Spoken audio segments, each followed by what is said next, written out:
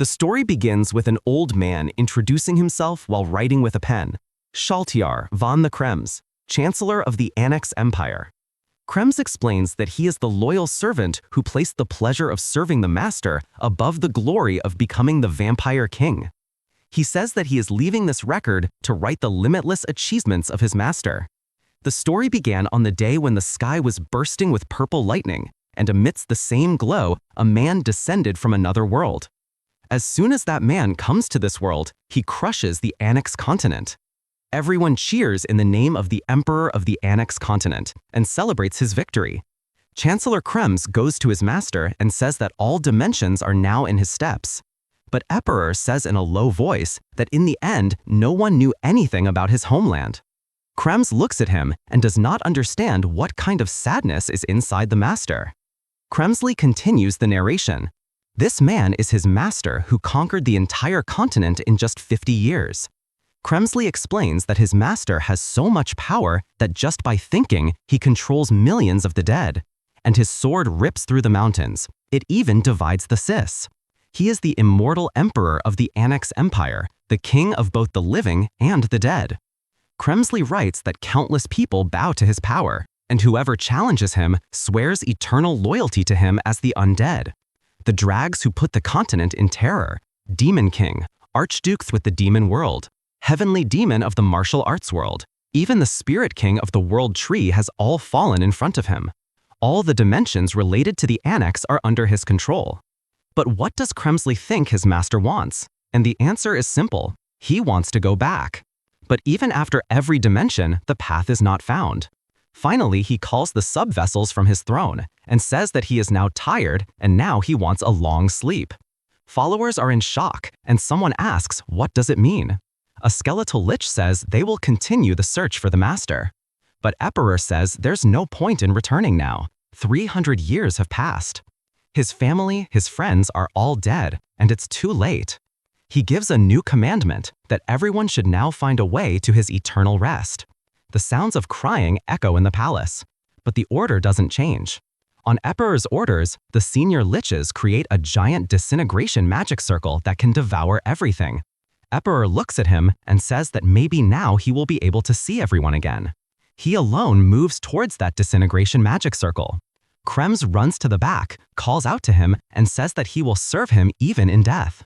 As soon as the Emperor steps into the magic circle, the disintegration magic is activated. Behind Emperor, Kremsley also steps into the magic circle and bright lights flash. All seems to be over. There is a sound in the present as to why the lights are off, which starts the Krams. Emperor is now in its body of meaning. The name is Kang-jun, and she has a baby girl in her arms. He scolds Kremsley as to why he keeps the lights off when he is at home. Kremsley now wore modern sportswear. He holds his head and says that even in the darkest night, a candle shines brighter than the sun. Kang-jun stares and says that if one has to start with all due respect, one should not speak, and Krems brushes his throat in shame. He asks why the master has not yet slept.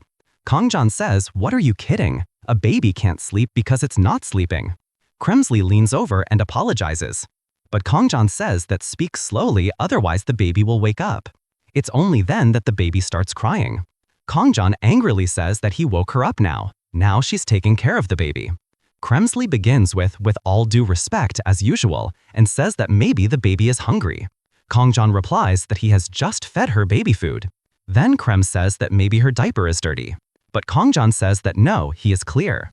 At the end, Krems says that with his knowledge, he cannot understand why the baby is crying, and Kang-jun calls him useless. Kremsley sits down again to write in his book. Just then, the sound of Kang-jun comes, that the late-night snack has arrived. Kremsley's eyes light up when he hears late-night snacks. Kang-jun says there is chicken, and Krems runs out of the room screaming chicken. The book continues. Krems wrote that after the failure of the magic circle, his master finally returned to his homeland and found something he had never imagined, because he never married, never loved anyone, and then in the frame looks a red hair tie in the form of Kang-jun's daughter. Then the scene cuts to chicken and drinks. In the present, Kang-jun, Krems, and baby Soul are sitting at the table eating chicken, and Krems smiles and says that the chicken is as delicious as ever. Kang-jun's sister Subin tells old Krems to eat in comfort. Subin offers to take Sol in his arms so that Kang-jun can eat comfortably. She then asks if Kang-jun still stayed at home, and she says maybe she's still a little confused. Kang-jun says while eating that it is really comfortable to stay at home, and he is not at all confused. Subin looks at her carefully and says that he must be really confused, especially after such a big accident.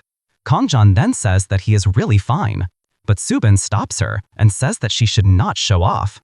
He's just thankful he's back alive. She reminds him that he had previously disappeared into the gate engineer. Subin wonders how many years must have passed and says that Kang-jun was trapped inside the gate for years, so it is impossible for him to be normal soon. Kang-jun grabs Sol and tells him that he has told him 1,000 times that he was not trapped in the gate. He was suddenly summoned to a continent called Anux. Subin says in a sarcastic tone that now he will start the story with the same strong appearance again. Kang-jun calmly says that he is telling the truth. Subin then points to Krems and asks who this elderly gentleman is. Kremsley humbly gives his introduction, and Kang-jun says he is his old advisor. He reveals that Krems used to help him and discuss state affairs. Kremsley adds, with his head bowed, that as a faithful servant, he also handled administrative work.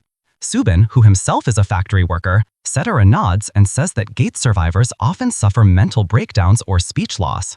He is pleased that Kang-jun and Kremsley only have mild delusions. Kang-jun gets irritated and says that even though she is his sister, it's wrong to call him crazy. Subin patted her and said that it is normal to return after 3 years. She explains to him that she now has Sol. He is young and he should just focus on adjustment. She promises that she will manage everything until Kang-jun gets over it.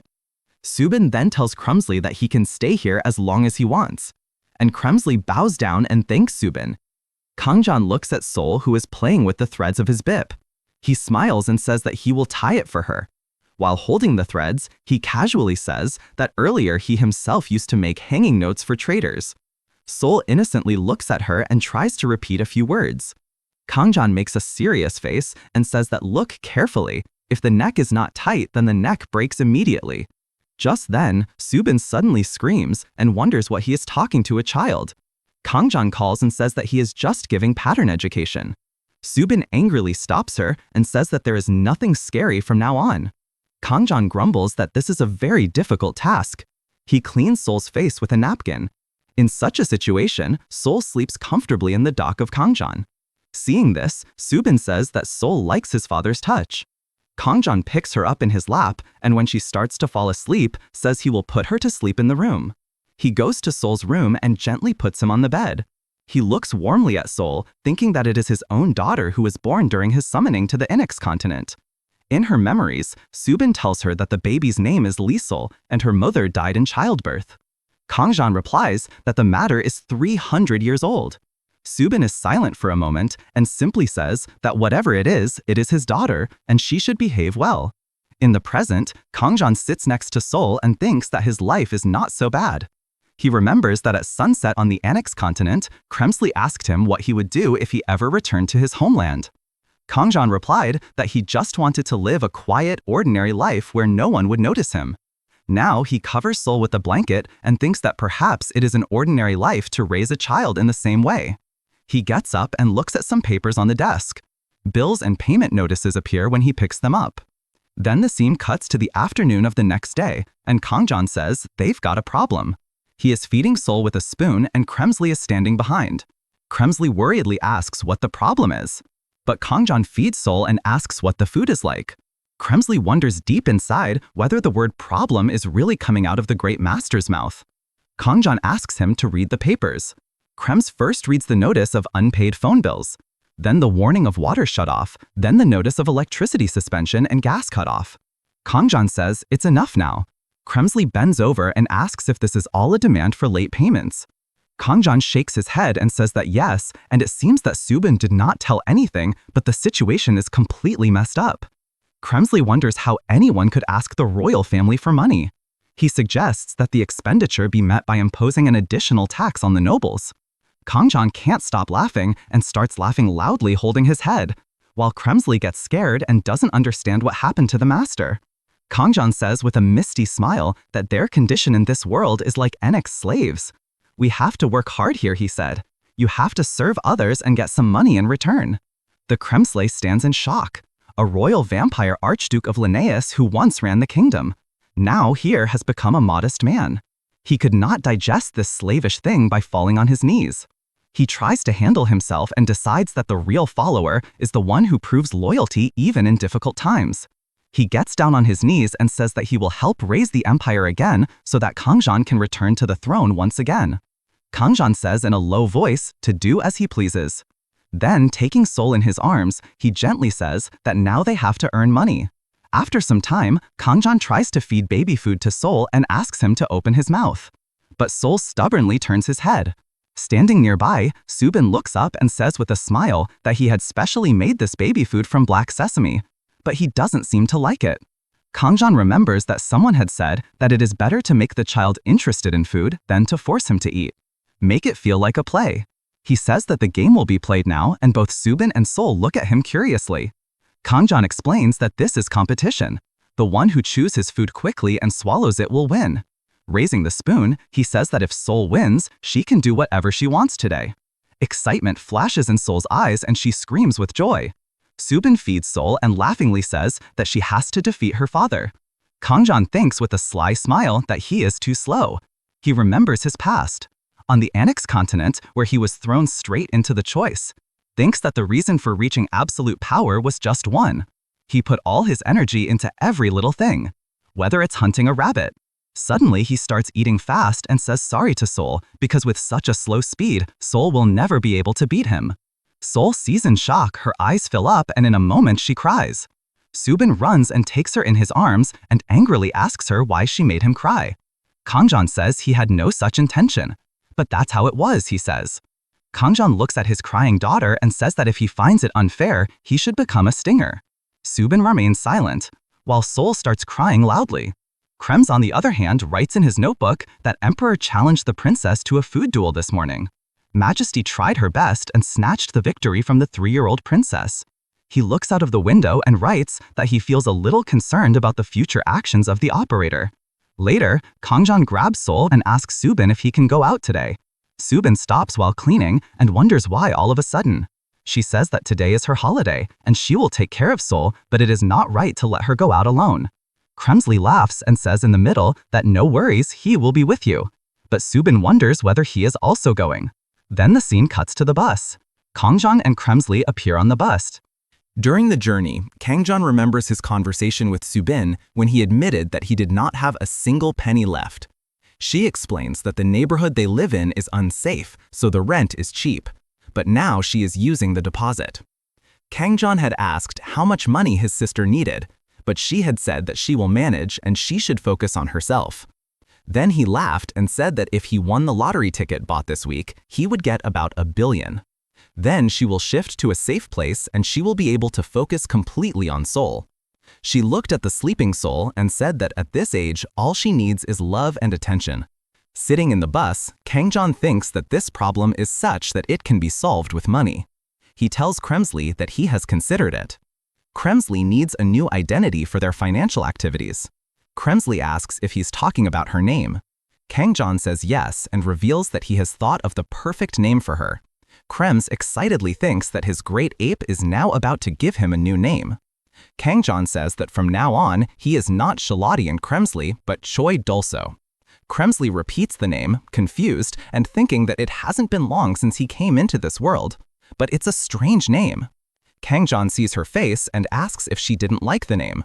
But Kremsley immediately shakes his head and refuses. Kang-jun explains that the name Dolso is a symbol of loyalty.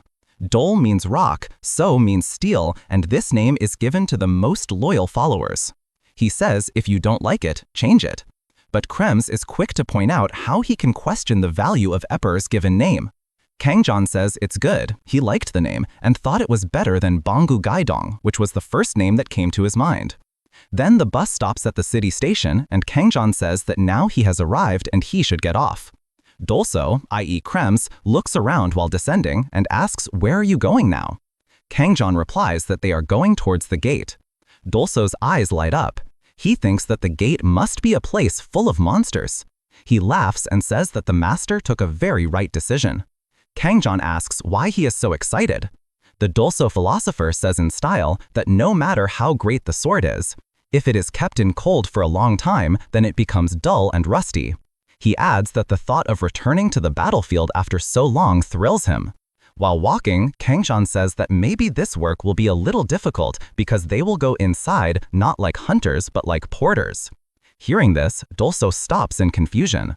Kang-jun explains that hunting requires a registration card worth 1 million won per person. Hearing this, Dolso gets down on his knees on the road and says that his master will not work as a porter under any circumstances. People stop and watch, and Kang-jun says, "Stop the drama because everyone is watching." But Dolso insists that even if a sword is put around his neck, he will not let it happen.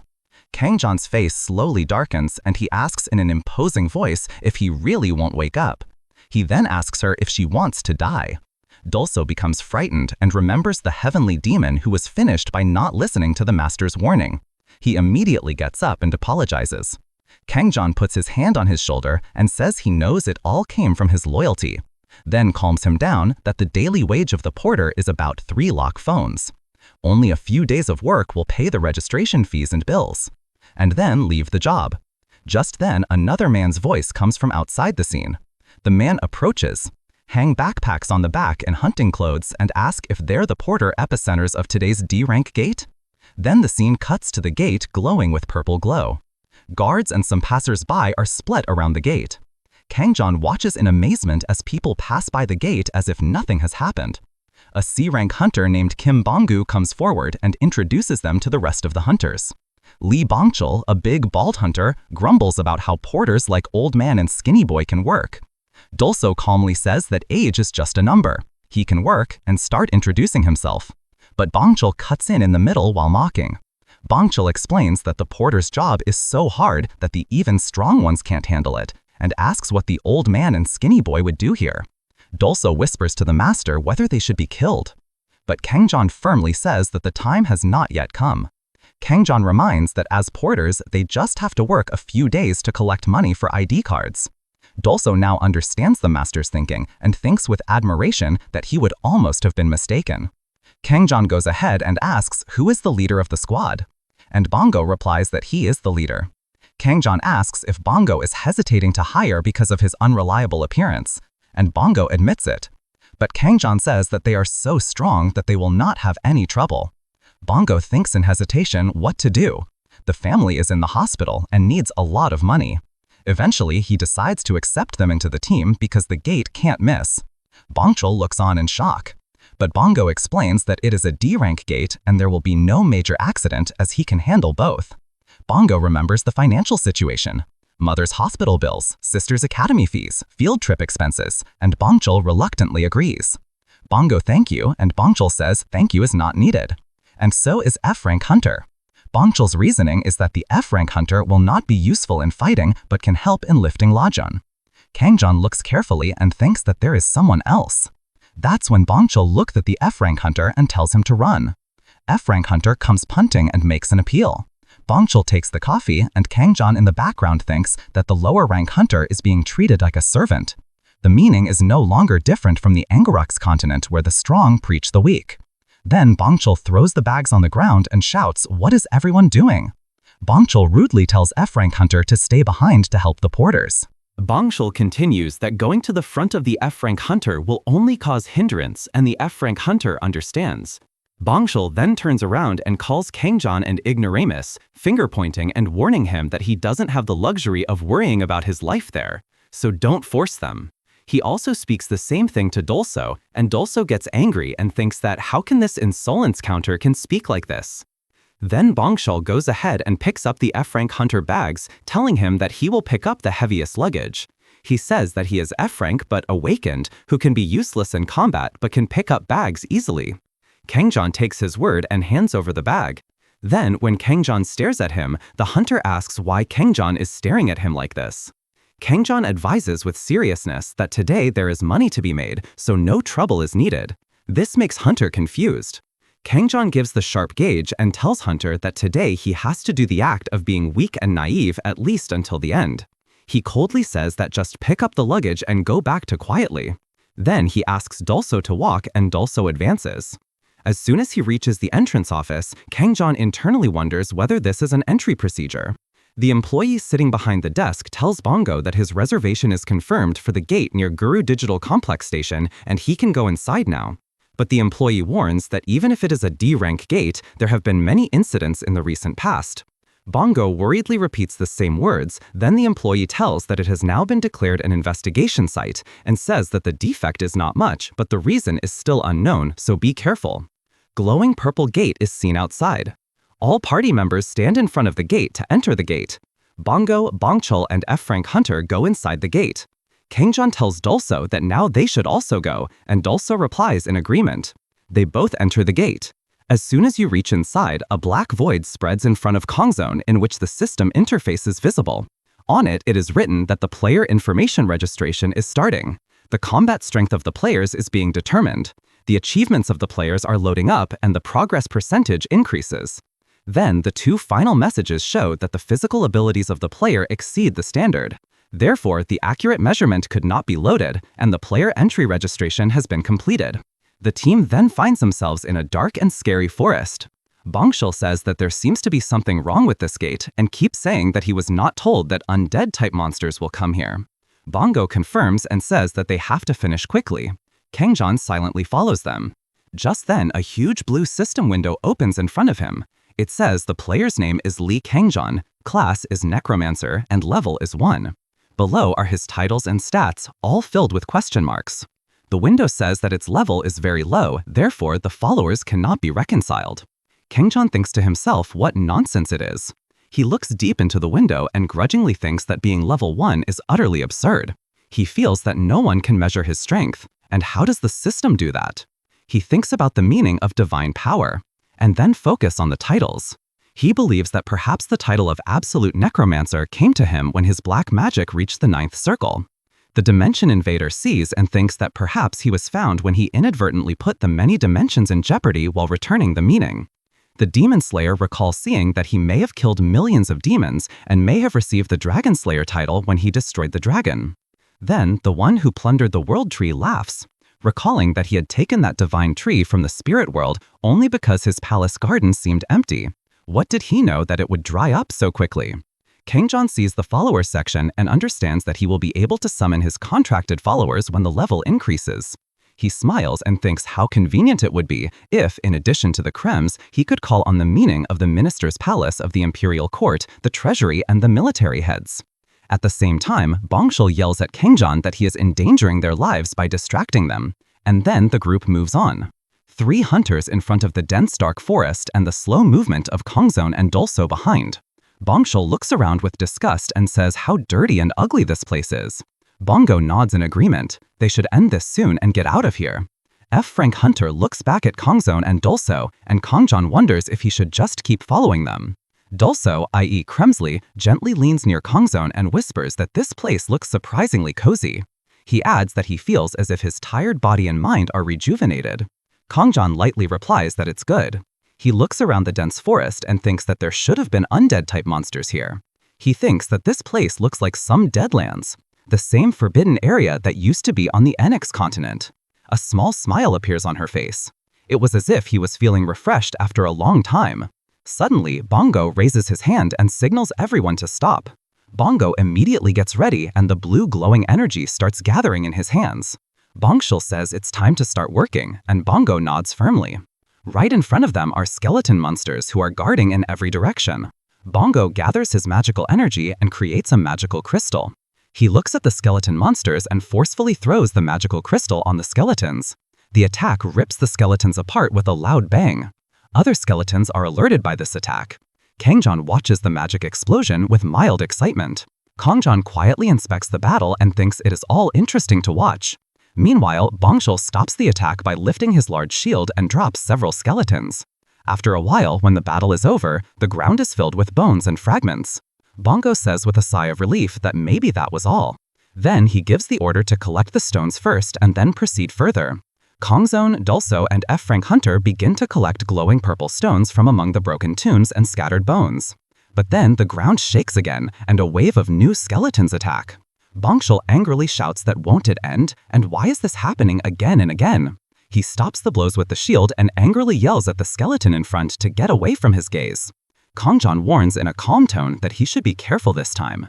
Hearing this, Bong-chul gets irritated and asks, what does he mean? And Kang-jun replies that there are archers among them. Bong-chul radically says that this is all nonsense, and then a shower of arrows comes towards him.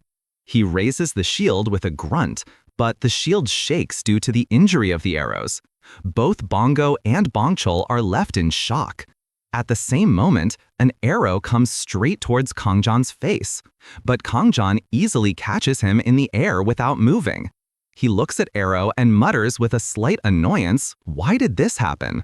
Bongo is shocked to see this and wonders how he did it, while Bong-chul says that he just turned out to be lucky. Kang-jun then angrily turns to them and scolds them for not paying attention. He says in a commanding voice that he almost died due to their negligence. Bongo looks at Kang-jun carefully and wonders in his mind if he was really going to die, and then I realized it wasn't. He looks at the fallen arrow and wonders if it was really just a lock. Meanwhile, more skeletons attack. Bongo orders that these monsters be eliminated first, and Bong-chul joins in. It is necessary to eliminate them. Bongo activates its magical energy, while Bong-chul stands in the defense stance holding the shield. The two hunters advance and confront Skeleton.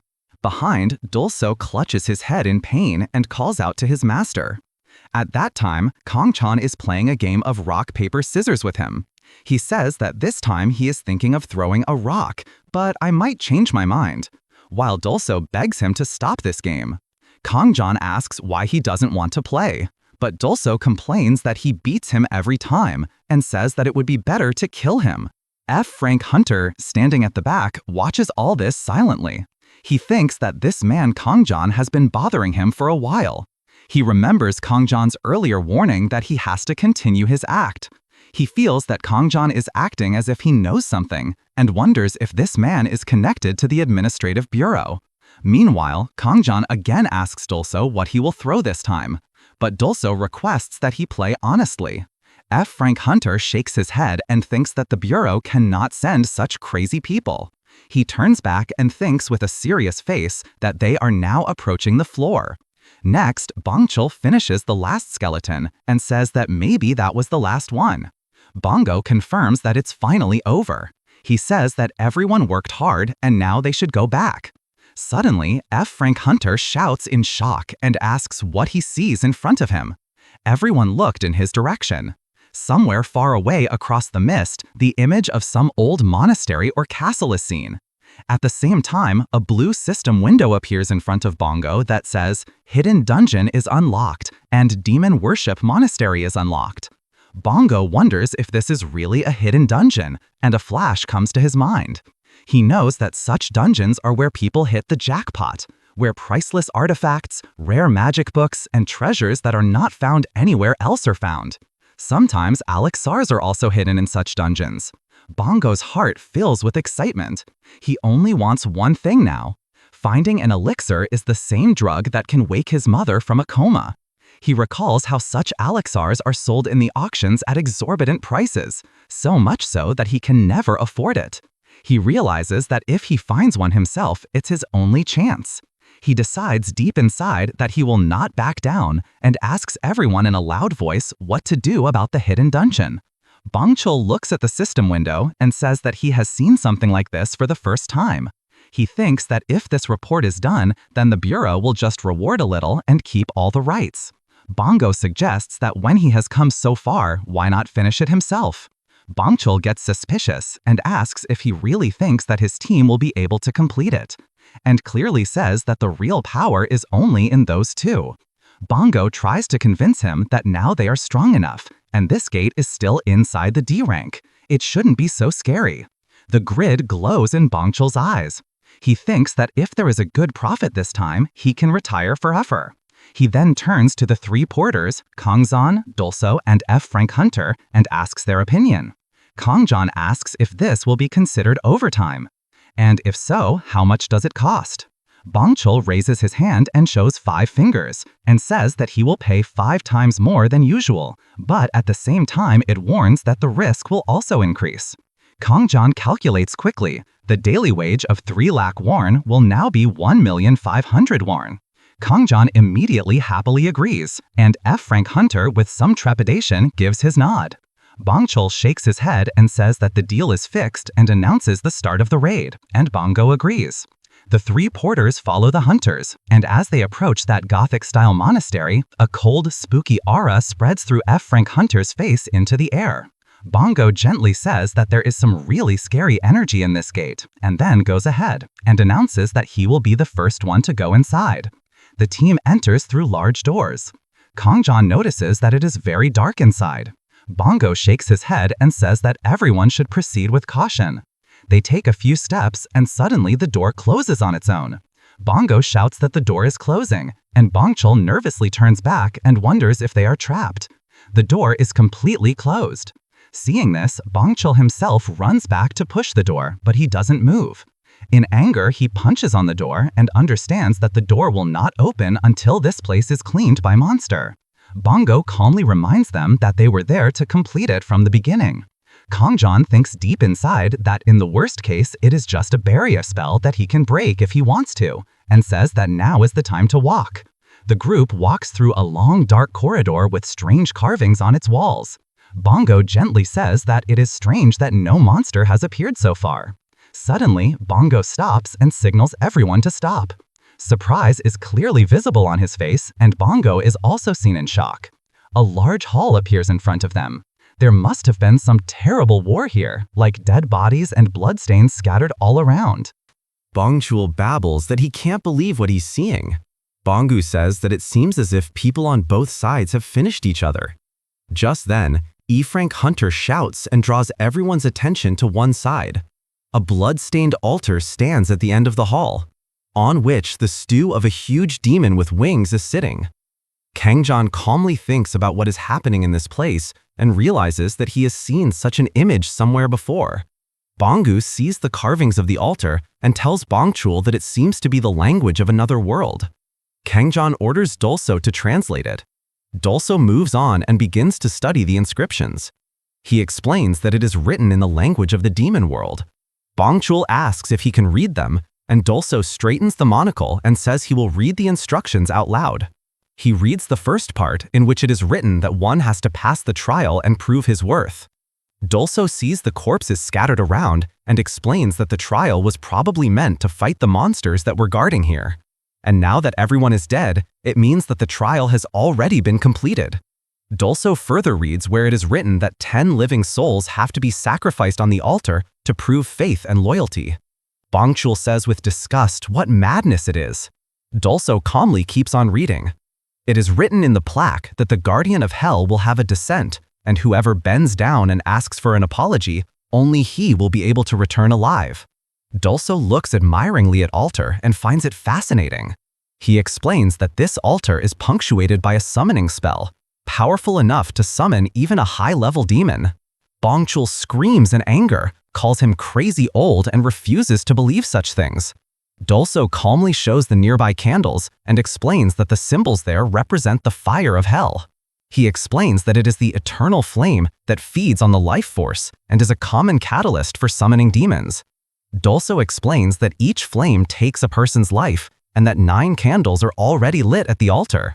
That means 9 sacrifices have been made. Just another life, then the ritual will be completed.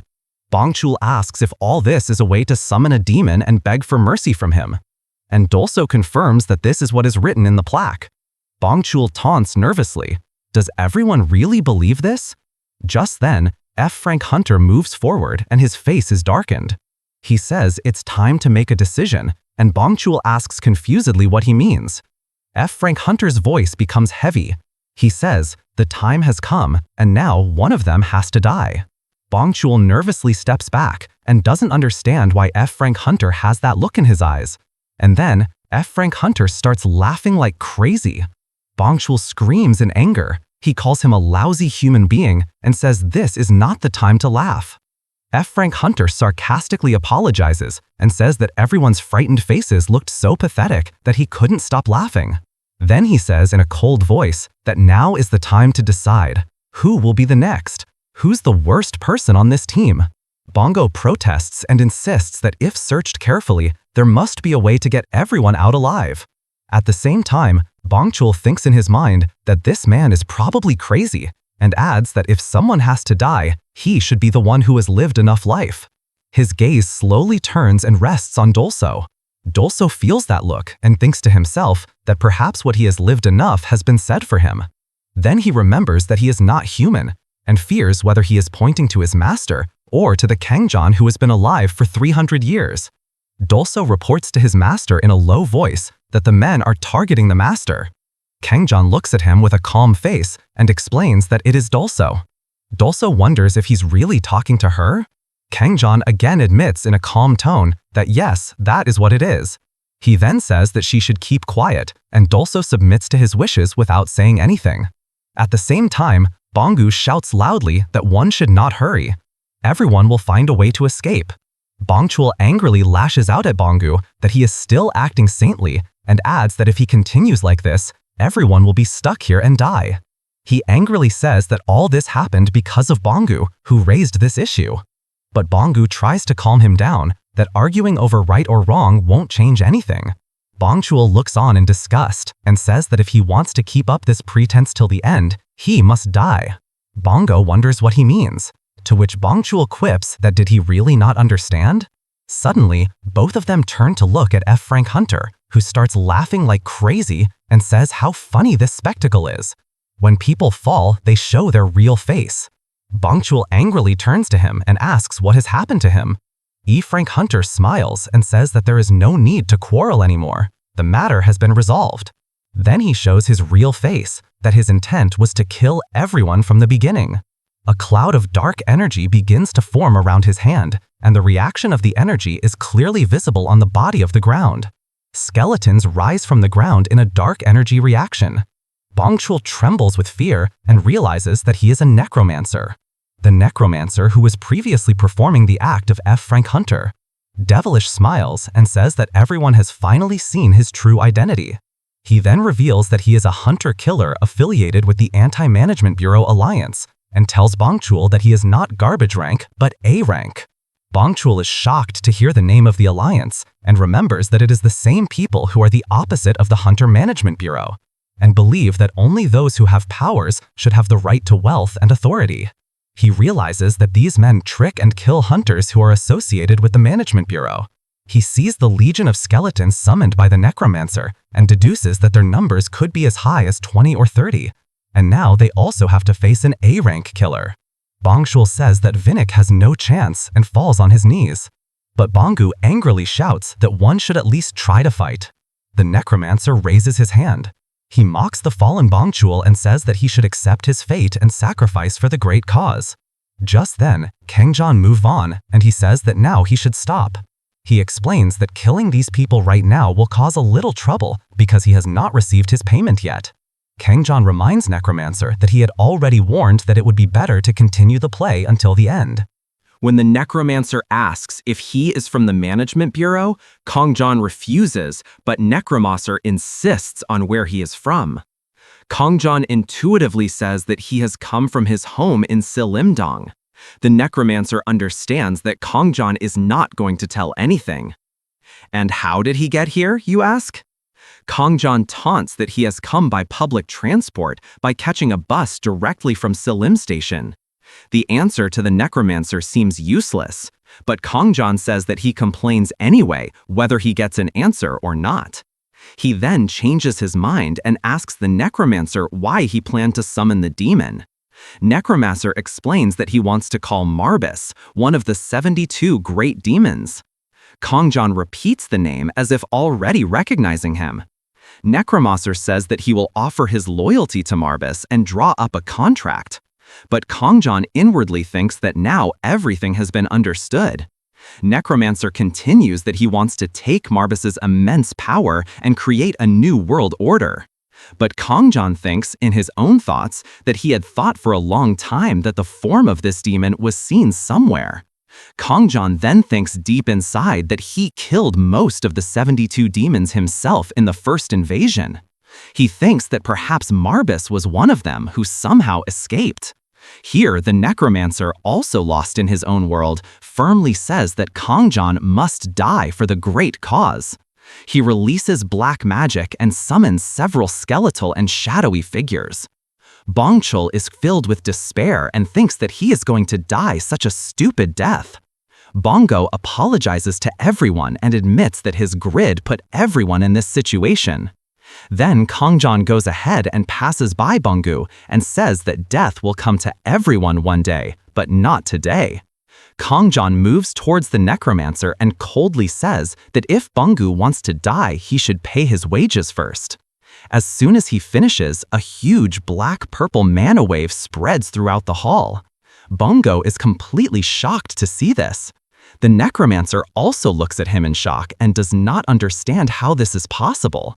He trembles in fear because Kang-jun's black mana resembles his own, but the level is much higher.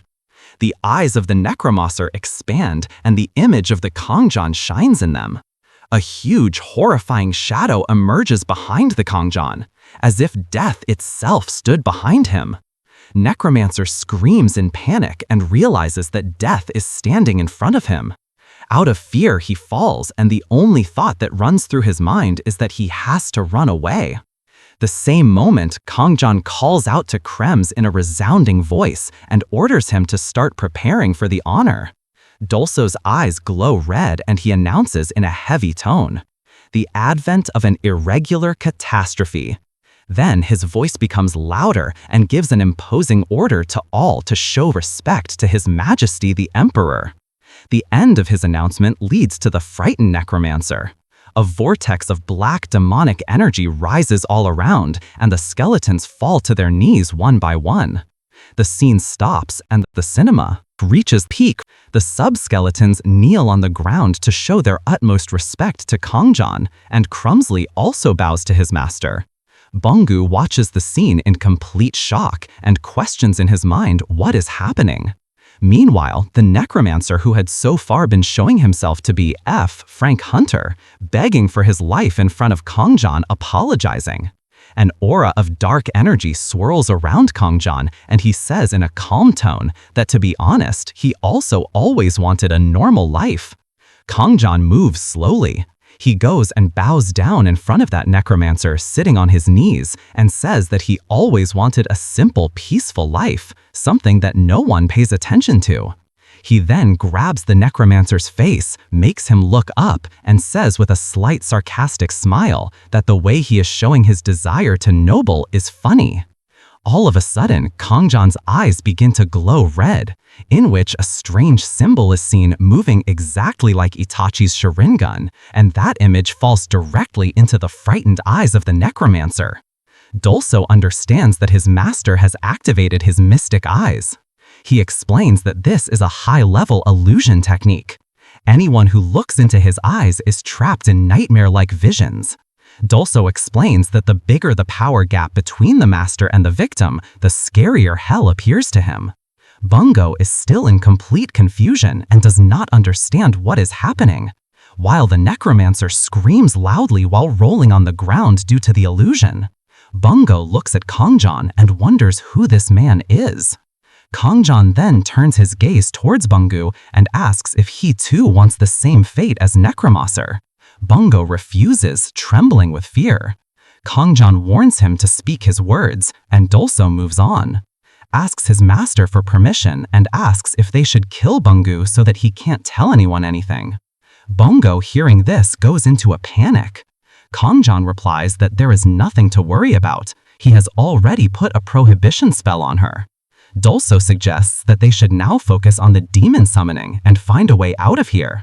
Kang-jun nods in agreement and adds that if the summoned daemon does not cooperate, they will eliminate him as well and find another way.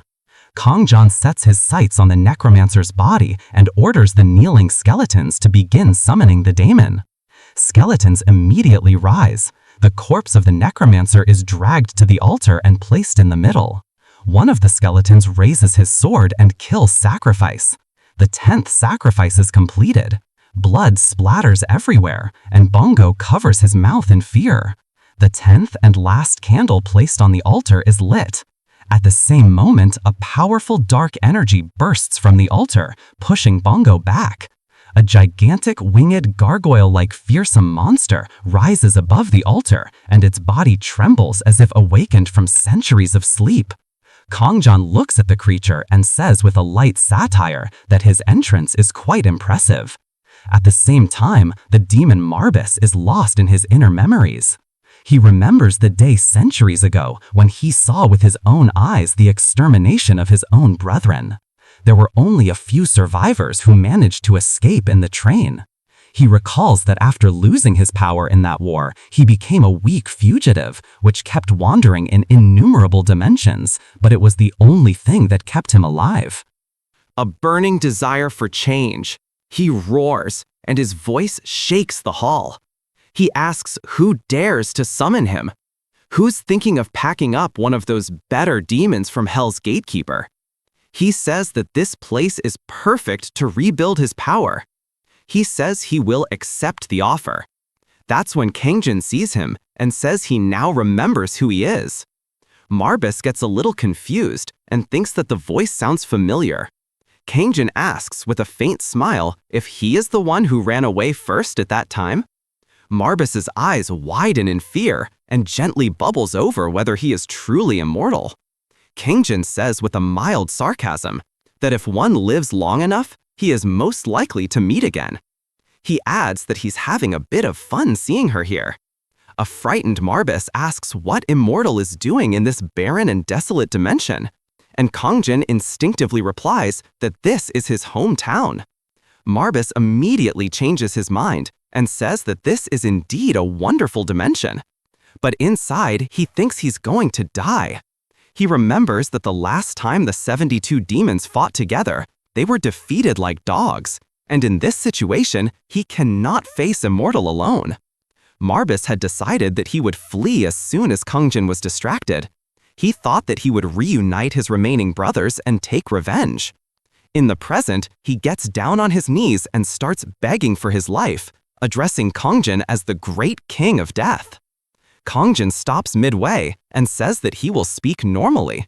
Marbus immediately says humbly that he was drawn into this summoning ritual and that he never wished to enter the Immortals' homeland. He begrudgingly promises that he will disappear forever and live a quiet life in some distant dementia. Kang-jun listens to him and says that he understood. Marbus looks at him in confusion. Kang-jun repeats that he can go, and thinks deep inside that Subin might be waiting. They should finish their work and go home. Marbus expresses Immortal's greatness with a sigh of relief and calls his grace infinite. He is about to turn back, and that's when Kang-jun suddenly remembers the thing in the 365 Days Parenting Guide that pets are very helpful for the emotional growth of children. And those who spend their childhood with pets have both a higher IQ and empathy. Marbus is cautiously retreating when Kang-jun tells him to stop. Marbus staggers away in fear and asks in a trembling voice, "What do you want?" Kang-jun looks at him and very casually orders him to bark. Marbus remains silent and does not know whether he heard correctly. But Kang-jun again repeats that "Bako." Marbus burns with rage inside and wonders how Immortal could have the courage to give him such an order. Damon Marbus trembles with embarrassment and wonders how Immortal got him into such a humiliating situation. Kang-jun looks at him coldly and says, "Try harder." Finally, Marbus sighs even louder and decides in his heart that he will never forget today's humiliation. Kang-jun says that Marbus is good at it, and Marbus, though insulted, says that it is an honor for him. Kang-jun clarifies that he is not saying this as a compliment, but in fact, he looks exactly like a dog. Dulso also laughs and agrees. Marbus burns in the fire from inside and cannot believe that he, who is one of the 72 demons and used to rule the entire demon world, is now in this situation. Kang-jun says he passed out and asks if he can transform. Marbus asks in confusion what form he should transform into. Kang-jun wonders what kind of puppy a 3-year-old girl would like. Marbus is in a panic and thinks that he is also the demon of demons, famous for power and cruelty. But the next moment he becomes Chabulakorg, and seeing his form, does not believe that he is doing this. Kang-jun says she's cute, but something is off. But Dolso says whether this stomach will not be sufficient for the dog? Kang-jun disapproves and says that he looks very weak and his legs are a little short. As a result, movement can be weak. Marbus as Corgi wonders how these idiots can bring him down, and he will never forget today's humiliation and take revenge. Kang-jun coldly says, try something else, and trembling Marbus agrees. He becomes a fluffy white Pomeranian. Kang-jun says the next form, and he then becomes a long-haired dog. In the next form, he becomes a dachshund. But Kang-jun asks him to show the next form by being annoyed. Marbus returns to Corgi, and Kang-jun asks what he is doing. Kang-jun's eyes are narrow, and he asks to show the next form. Marbus desperately becomes a small Doberman. Kang-jun says it's the best ever, and pets the Doberman's head. Marbus internally burns in the fire and thinks about how he can just be petted like a dog. But Marbus has a little fun with Kang-jun's touch and wants to do a tail whack. Dolso says that it would be the perfect compromise between the Master and Princess Souls test and says that the princess would love it. Kang-jun captures Marbus and asks Bangu for his opinion. Bangu says to Amazed and Respect that he is looking wonderful. Kang-jun says it's time to go back and takes Marbus in his arms.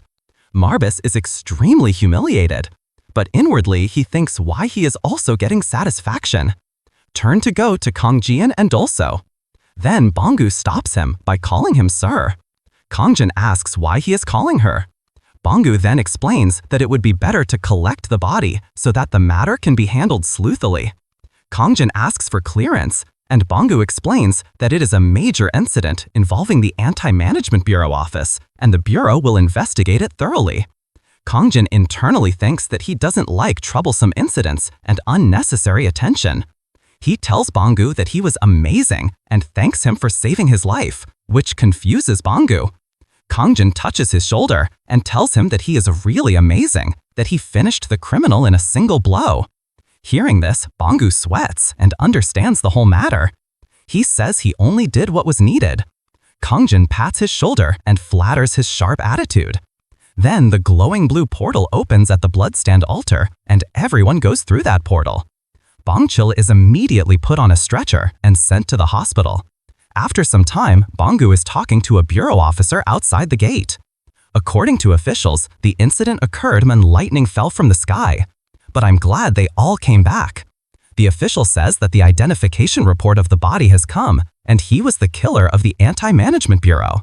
Then he says that the special team will investigate and additional testimonies will be taken from Bangu. The official says that after the investigation, there will also be an announcement in the media. And Bangu wonders whether this incident will really be announced. He thinks inside that if Kang-jun had not been there, he would also have died. The official changes the topic and asks if Bongo experienced the recent Second Awakening, to which Bongo is confused.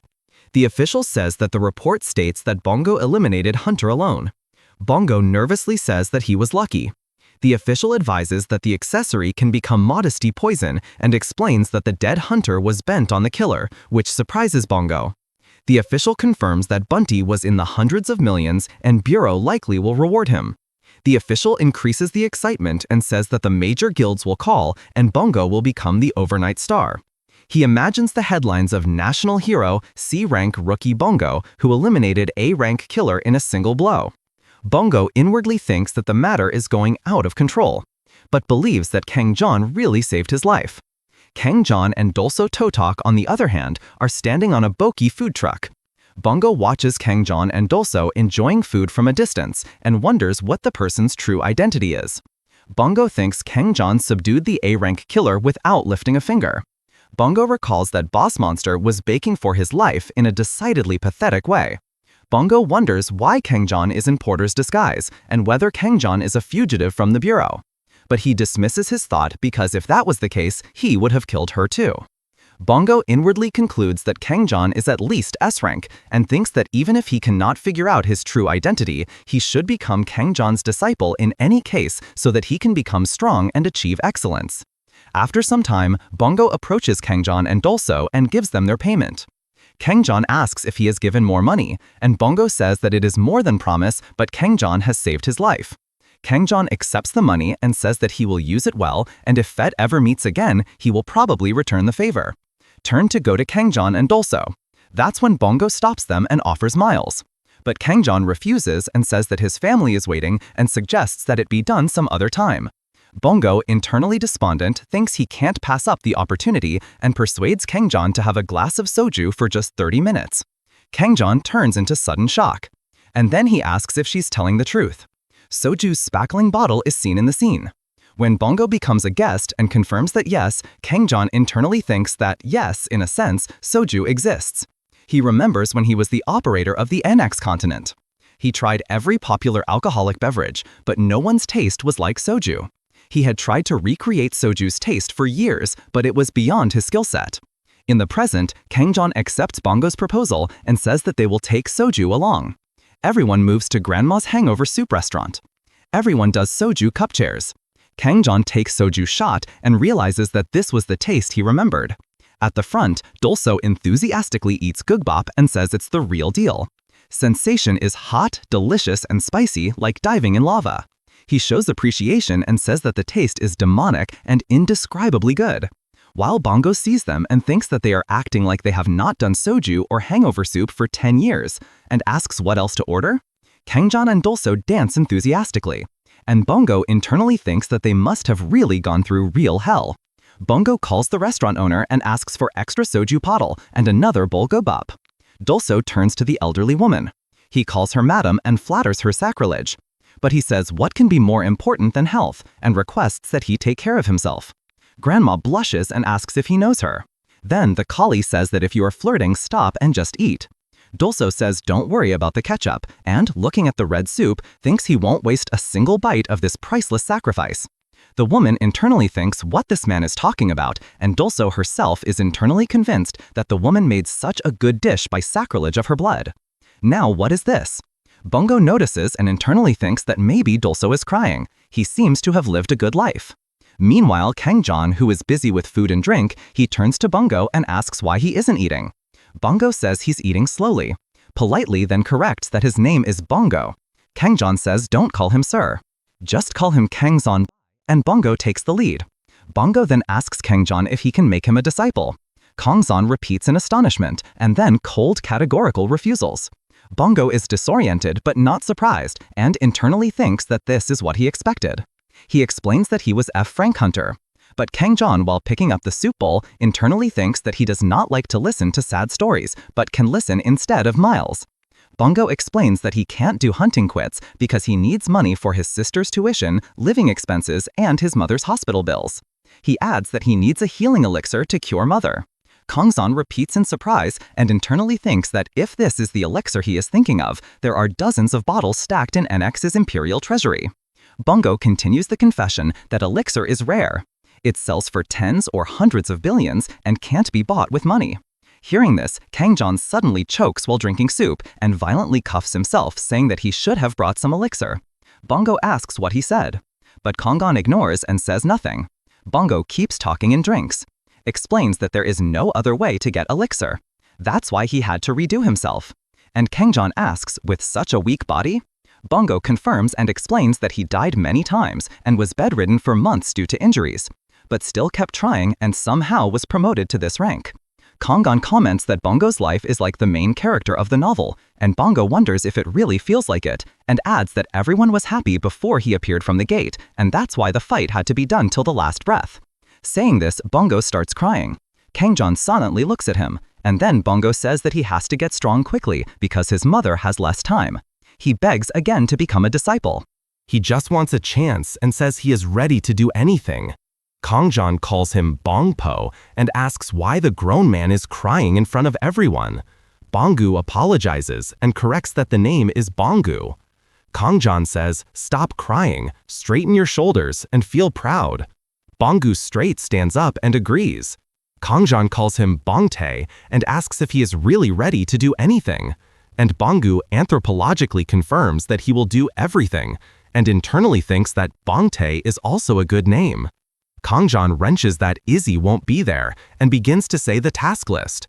cleaning, laundry, cooking, babysitting, dog walking. Then he asks if he can handle it. Banggu is internally confused that the tasks are strangely specific, but immediately agrees that everything can be done. Kang-jun says it's good. Sister's burden will be a little lighter because she works hard daily. He then adds that he wants to bury her identity. Banggu is shocked and internally wonders what identity means. Kang-jun explains that he means the awakened registration card, which will save the registration fee. Internally, Kang-jun thinks that he will book the gate raids in the name of Banggu. We'll go with him like Porter, and the monsters will handle themselves. In this way, money will not be wasted. He internally thinks that even after clearing the high-rank gates, he can escape from fame and hassle. He concludes that Bangpao may eventually become famous in his place. He again misreads the name and again asks Banggu if he can do it. In the cold air outside, two girls approach Marbus. One looks at her and says that she looks insanely cute, while the other laughs, wondering where his owner has gone. The inside of the Marbus is filled with eggnog. He gets angry that how can anyone dare to consider him as a normal dog. Still, a girl goes ahead and says that she just wants to pamper a little. And the other one asks, aren't Doberman usually fierce? The first one says that this one is very cute and bends down and puts her hand on his head. Marbus is filled with hatred from inside and thinks that these people should leave immediately, but his tail suddenly begins to move. The girl then gives him a bone-shaped treat and says that she bought it for her puppy, but now it's giving it to him. After that, both girls laughed, but Marbus sits alone and looks at the treat, thinking it is human waste. But then the ego thinks it would be rude to reject a tribute and just takes a bite to taste. As soon as the test touches his tongue, his eyes widen with fondness. The next moment, the demonic Doberman runs around happily, and a wave of joy rises in his heart. Kang-jun, standing at a distance, looks at him and asks what he is doing. When he sees that Marbus is chewing bone like a Doberman, he simply smiles and says that it's okay to do as he pleases.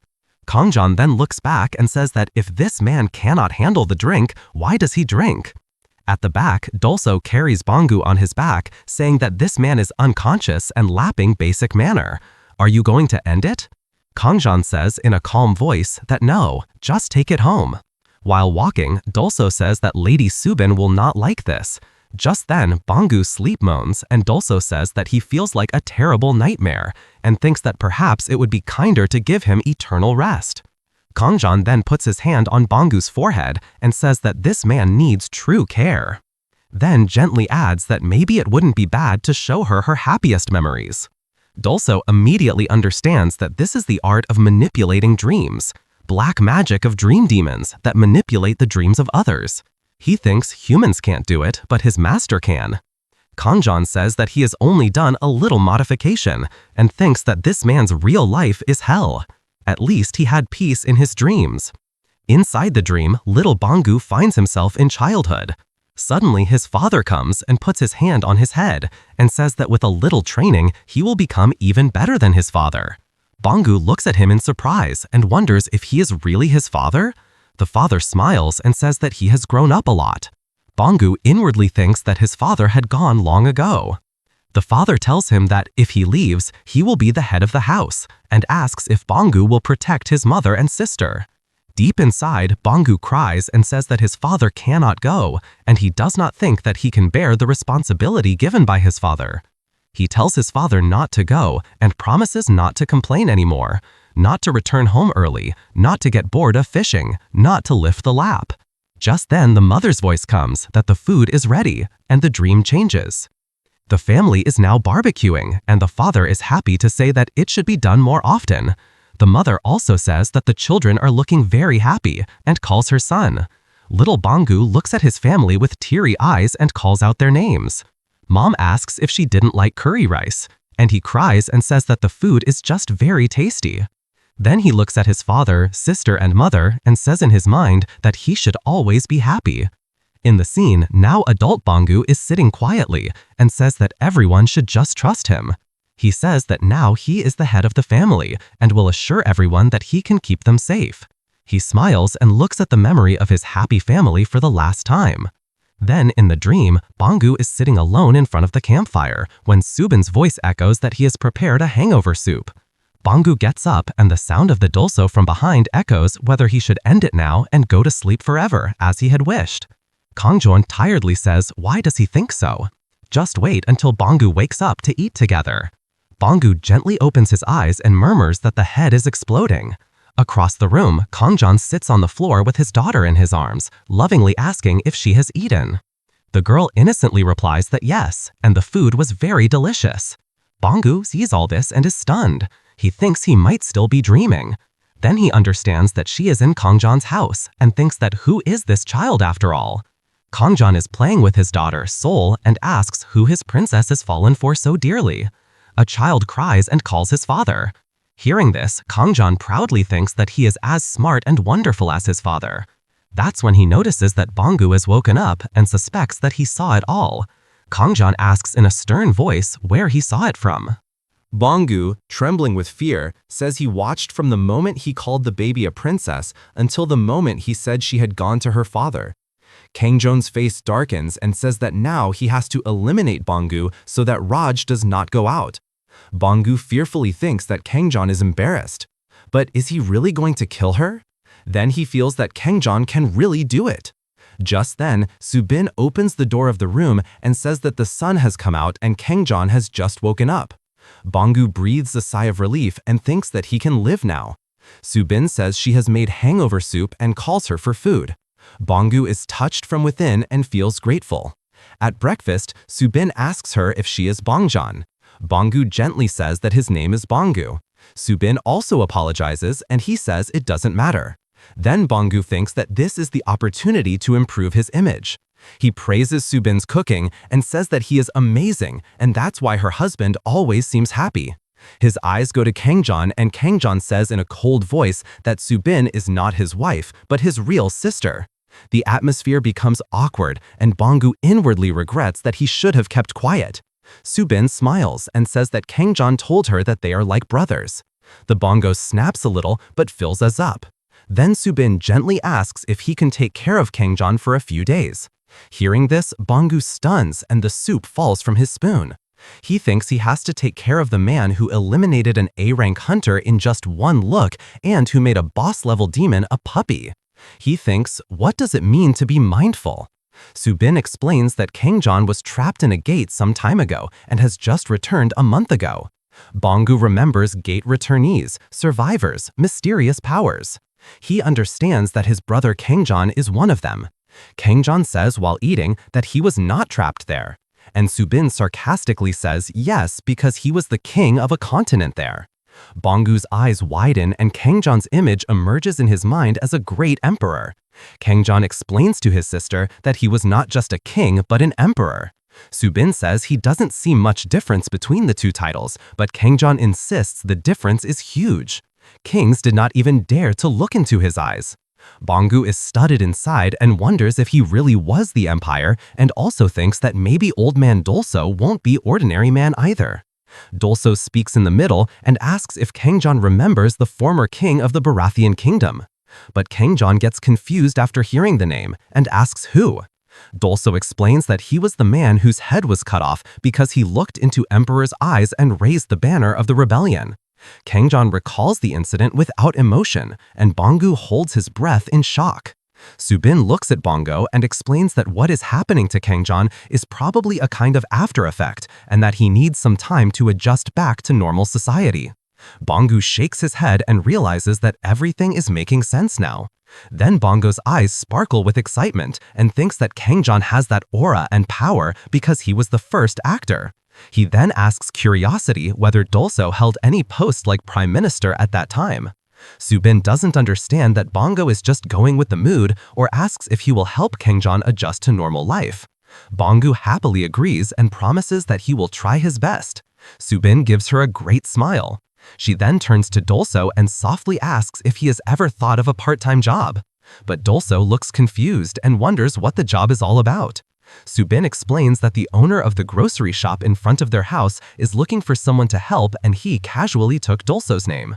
The owner said he could come for an interview. Dolso respectfully thanks Subin and says that his secret duty is to serve his master and that he cannot stay away from him even for a moment. Then Kang-jun stops in the middle and gives a clear order that Dolso should accept this job. He thinks that this man who follows him all the time should now work in the grocery shop so that he can understand the culture of meaning. He internally thinks that even if this job gives less money, it will also help in finance. Dolso reluctantly protests, but Kang-jun reminds us that he had promised to build his glorious empire on meaning. Then he explains that in order to accomplish this goal, it is necessary to understand the culture of this dimension and the life of the people. He says that he is not asking to leave the duty of advisor, but giving him all the responsibility related to the foundation of the nation.